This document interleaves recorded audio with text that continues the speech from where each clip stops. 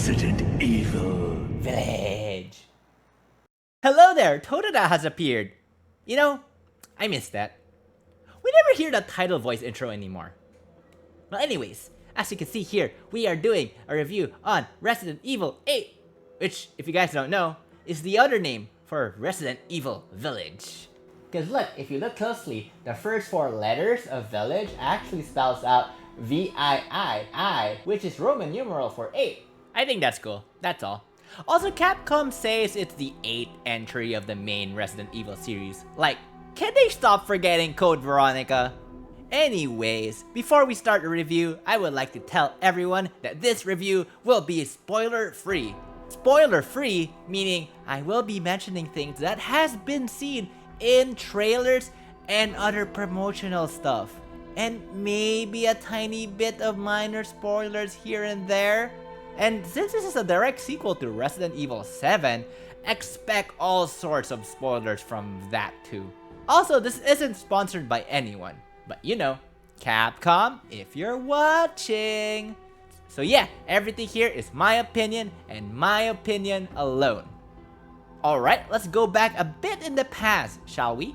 The year was 2017, and people got their hands on the new Resident Evil game, Resident Evil 7 Biohazard. It was to be new, yet old take on classic Resident Evil. It brought back the Resident Evil series back to its core survival horrorness, as opposed to its more action-oriented take in Resident Evil 5 and 6. It freshens what's old by giving us a new main character, Ethan Winters, a mysterious mold infecting people instead of a virus or a parasite, and a first-person perspective view instead of a third-person one, or a fixed camera one in the really old ones. All this made 7 a very successful game that a lot of people love, including me myself. Heck, I love it so much that this became my favorite Resident Evil game, alongside with Resident Evil 4, of course. With all that said, I'm glad to say its sequel, Resident Evil Village, picks up where 7 left off, both in gameplay and in story. 3 years after the incident 7, Ethan Winters and his wife, Mia Winters, has settled somewhere in Europe now, with a 6-month-old baby named Rose, which gets kidnapped by Chris Redfield. Yes, that Chris Redfield. Yeah, the one that you play as in some of the past Resident Evil games. You, the player, must once again play as Ethan to save her daughter, but for some reason must go through a village in the middle of nowhere filled with werewolf zombie-like creatures, a castle with a 9 feet and 6-inch tall vampire lady. That's making a lot of people on the internet go to horny jail for some reason. More on her later, don't worry about that. And yeah, many horrors and mystery once again. Yeah, I feel bad that Ethan has to go through this again. Why the fuck is this happening again? If you experience the horror survivalness of Resident Evil, then you know what to expect from Village. But for those who hasn't, let me break it down for you. It's a horror survival game, so meaning, as the name implies, they're gonna be spooky stuff trying to kill you. So you're gonna have to survive by the limited resources you have to find on the way. Things like healing items and ammo. Every shot counts, so you don't go guns blazing. Not all the time, at least. You also gotta make sure you don't get damaged a lot, or else you'll be wasting a lot of health items. So think smart and also quick, because a lot of decision making is gonna happen on the fly while fighting these zombies. As you play the game, you will find many locked doors, which can be opened by finding key items around the area, or solving some kind of puzzle. So, in short, if you play one of those escape room games, it's basically that, but with things trying to kill and spook you. And has awesome lore content scattered around the place. The whole show and not tell juiciness I love. So yeah, that's Resident Evil. So how is this different from the last one? Well, let's start off what Resident Evil is known for. The horror. How scary is this game in comparison? You see, when I played Resident Evil 7, it felt like the developers were really making sure that yes, Resident Evil is back in its super scary form. It felt almost like every part of the game was filled with a sense of claustrophobicness, dread, and uneasiness, with a tidbit of occasional actionness. This time around, I felt some parts were a bit toned down in its horrorness. Keyword, some parts. There are indeed parts that are the same level of horror as Resident Evil 7, but there's not as much of them here. But the pacing is definitely different this time around. So, as you can see here, in my experience, Resident Evil 7's horror was like this from start to finish. And this one is Village. You may be asking, what's this part over there? Well, all I can say is there's a certain part of the game, I can't spoil it though, but all I can say is there is a certain part, and it is one of the most scariest part in any Resident Evil game I've ever played. I think it's even the scariest I've ever seen in a game. You will have nightmares. Well, results may vary. It may also because that theme of that really scary part is something I really legitimately scared of. Still scary either ways. I feel like they toned down the scariness of some parts so that they can put that part in, you know, just to balance things out. Now, it may look like it being less scary in some parts is a negative thing. That may be true for some people, but for me, no. Actually, to make up for the horror, we get more action in this game compared to 7, which may sound alarming to you guys, but don't worry, it's not on the level of 5 or 6.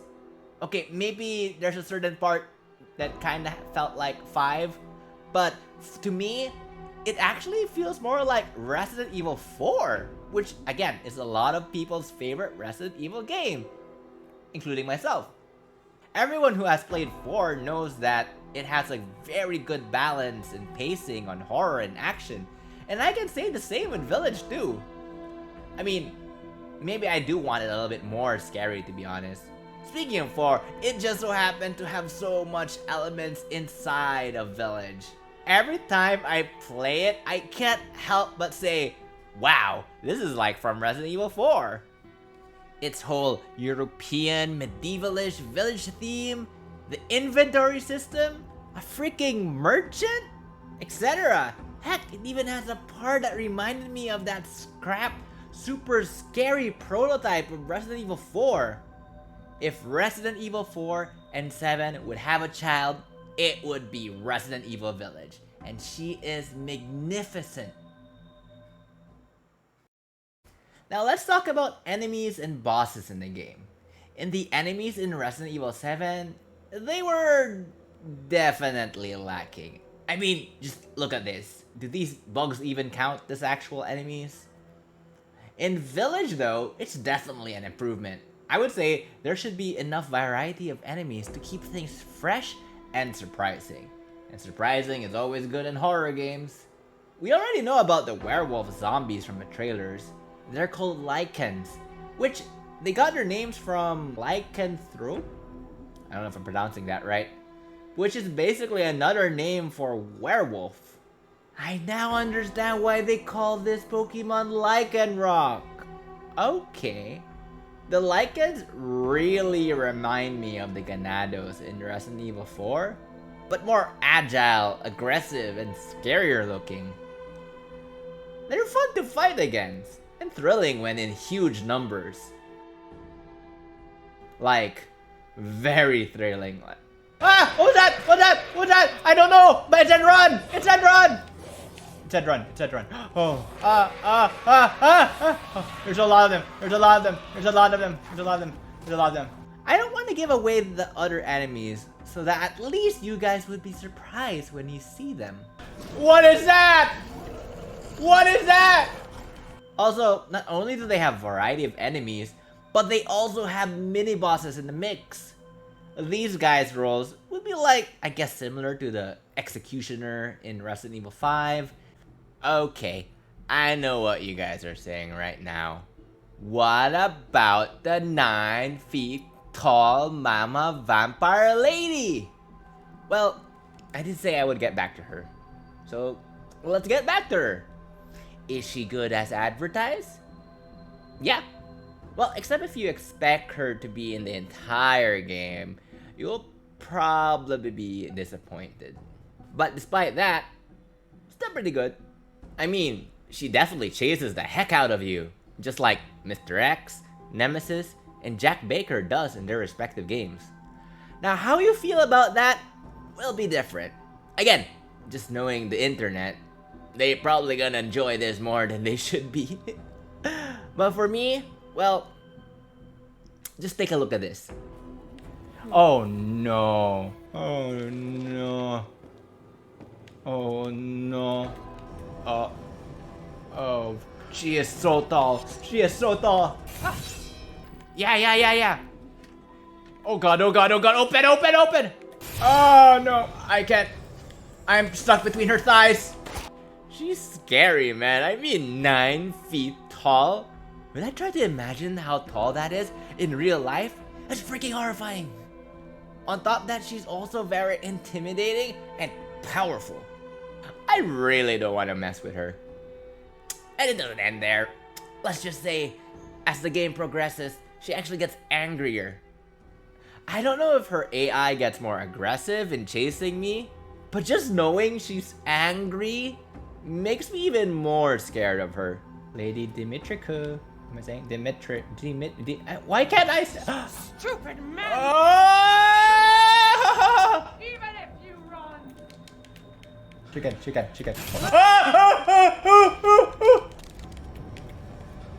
Oh my gosh, she is so scary. And she's really pissed. And since we're in the topic of bosses, let's talk more about it. Since, you know, Lady Dimitrescu is also one of the few bosses in this game. So again, if you're disappointed that she's not there that much, don't worry, the other bosses will get you covered. They are definitely one of my favorite in the series in terms of design and in character.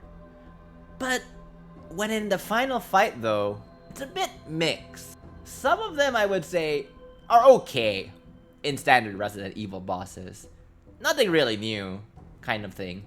Some of them are really fun, and one of them even made me die in laughter because of a certain line they said. And everyone who's played it probably know what I mean. There's also this one boss that has an interesting gimmick, but sadly was really too short. Like, very anticlimactic. Like, oh, I beat the boss. That was fast. Still good though. It was still good, but the potential though, it could have been better. When it comes to each of the bosses' area they reside, I can definitely say they're quite unique to each other and good. Well, except for one of them. I guess it was kind of a little dragging for me. I mean, it was okay. When I finished the game, it took me almost 10 hours to finish, which is completely fine with me. I did hear there are people who say that it was short, but I don't know if it's because they beat it really, really fast, or it's because 10 hours is short for them. So yeah, I guess it's really up to you guys. Might take longer for you if you decide to explore more, and or get lost a lot. It does seem like this is the average Resident Evil length based on howlongtobeat.com.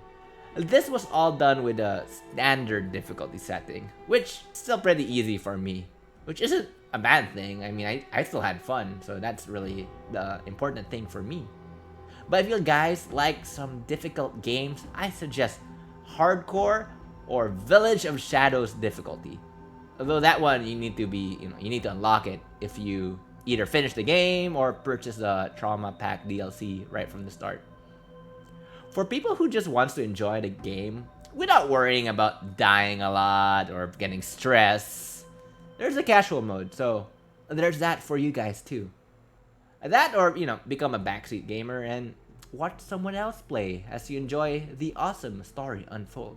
It's a very cinematic experience, so it's perfect for that. If you guys don't have anyone to play for you, you guys can, check out my entire playthrough of Resident Evil Village. If you guys are interested, you guys can find the playlist in the video description area.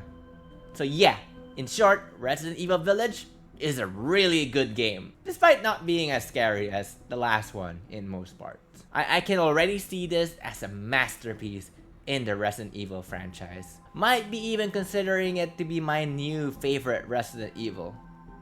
I'm excited for what's in store in Resident Evil 9 now, just knowing its potential after playing 8. Anyways, that's the end of the review.